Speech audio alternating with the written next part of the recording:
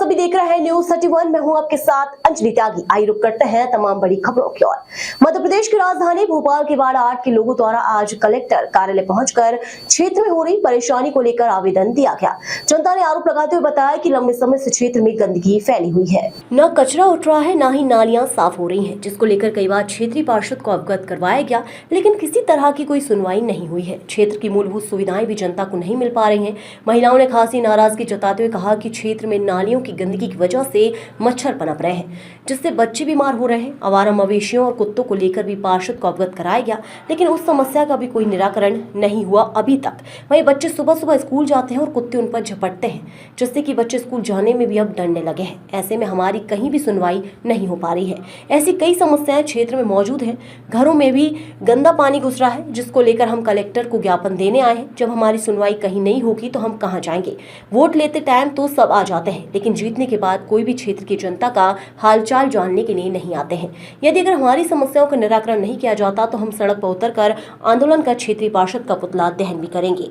देखिए, मूलभूत सुविधाओं को लेकर जिस तरीके से, जिस प्रकार से पूर्व में भी हम कई दफा इस बारे में प्रदर्शन कर चुके हैं, इस मामले को लेकर कई बार प्रदर्शित हो चुका है, लेकिन अन्यथा कोई भी कार्रवाई नहीं होती है। ये महिलाओं का अगर यहाँ पे निकलना, अगर महिलाएं बहुत मुश्किल से निकलती हैं, ये कोई पैसों को लेके, पैसे देकर लाई गई महिलाएं नहीं है, ये परेशान है।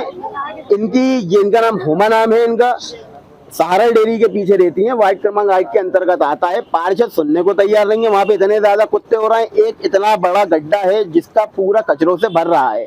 दरोगा सुनता नहीं है, दरोगा अपनी अपनी चलाता है। नशे की गंध आती है उसके पास से जब वो सुबह सुबह आता है। महिलाएं सुरक्षित नहीं है किसी भी प्रकार से। स्ट्रीट लाइटें वहाँ पे है नहीं। स्ट्रीट लाइटें अगर नहीं है तो वैसे भी भोपाल के अंदर पिछले 15 दिन के अंदर कितने दुष्कर्मों की मामले सामने आए, यहाँ पे अंधेरा, पूरा अंधकार में दुराचार के अंदर पूरा वार्ड नंबर 8 भरा हुआ है।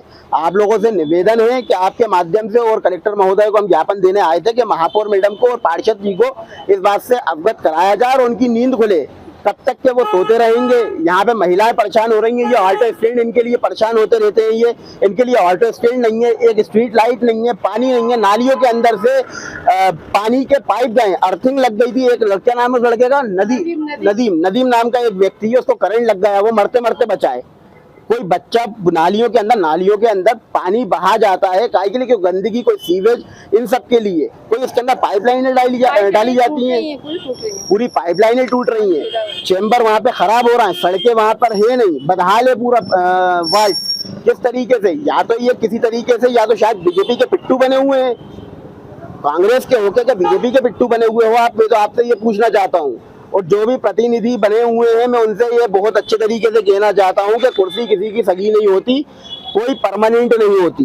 कुर्सी किसी की भी परमानेंट नहीं होती। 5 साल पता नहीं चलते कब निकल जाते हैं। तो आप लोगों से निवेदन है, ये महिलाएं भी आई हैं, लड़के भी आए हैं, हमने इसको बहुत ही ज्यादा शांतिपूर्वक तरीके से ज्ञापन देने आए। हम चाहते तो हजारों की भीड़ लेके आते, लेकिन दुर्गा जी का टाइम है, किसी भी प्रकार का कोई भी ऐसा वाद विवाद का जो मामला नहीं ठहरे, इसीलिए हम चंद लोग आके यहाँ पे महोदय को ज्ञापन देने आए थे। अन्यथा अगर इसका कोई भी कार्रवाई नहीं होती तो हम पुतला दहन करेंगे। हमने पुतला भी जलाने की प्रक्रिया बनाई थी पार्षद जी का। एक सवाल और आपसे, वार्ड नंबर 8 की बात कर रहे हैं। वार्ड नंबर 8 काफी बड़ा है, ये कहाँ के लोग हैं? वार्ड नंबर 8 के जी, वार्ड नंबर 8 काफी बड़ा है, आप लोग कहाँ से आए, कहाँ के लोग हैं? ये बताएंगे। शहीद नगर, साजिदा नगर, सेंसिंग वाला एरिया, ये तीनों जगहों के ये लोग हैं, सब जगह के। अब इन लोगों की परेशानियों का अगर निराकरण नहीं हो सकता तो आप बता दें, आप इस्तीफा दे दें, किसी दूसरे का करें। और रही बात, आप जिस तरीके से आपने बोला पार्टी, तो पार्टी से मतलब नहीं है, व्यक्तिगत द्वारा ये काम होता है। ये मेरा व्यक्तिगत है कि इन लोगों के द्वारा, इन लोगों से मेरा प्रेम है। ये लोग मुझे बुलाते हैं, कोई भी परेशानी होती है, अन्यथा किसी का कोई लेना देना नहीं होता। खुद पार्टी के कार्यकर्ता हैं, और यदि आपकी ही पार्टी का पार्षद काम नहीं कर रहा है तो इसकी शिकायत क्या आपने अपने विधायक को की? क्योंकि विधानसभा में विधायक भी आप ही की पार्टी से। विधायक जी को भी अवगत कराएं किस तरीके से। अभी भैया भाई ये हम लोग वो परेशानी को लेके आए कि हमारे इधर गंदगी इतनी हो रही है। जब इन्हें वोट लेना था तो पाँचे चढ़ा चढ़ा के घरों में आई। जिस तारीख से वोट इनको मिल गए उस तारीख से हमारे इधर नहीं आई। जहीर भाई को फोन लगाओ तो जहीर भाई कहते हम फलानी जगह ढिमकी।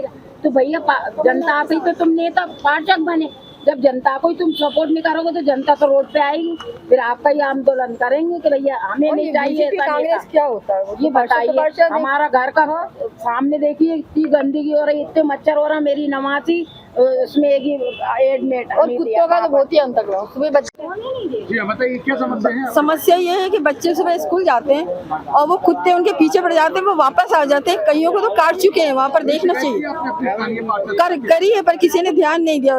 कई बार करी है और थाने में भी कर दी थी कि भाई कुत्ते बहुत हो रहे हैं, हटाइए, नहीं हटाया किसी ने। नहीं भाई देखो, हमने हमारा ऑटो स्टैंड है, loading auto stand state bank पुल के नीचे, वहाँ पे बरसों से गाड़ियाँ सड़ती हैं और कार वालों के ऊपर कार्रवाई होती है। हम लोग भी मना करते हैं कि गाड़ियाँ सड़ाओ मत।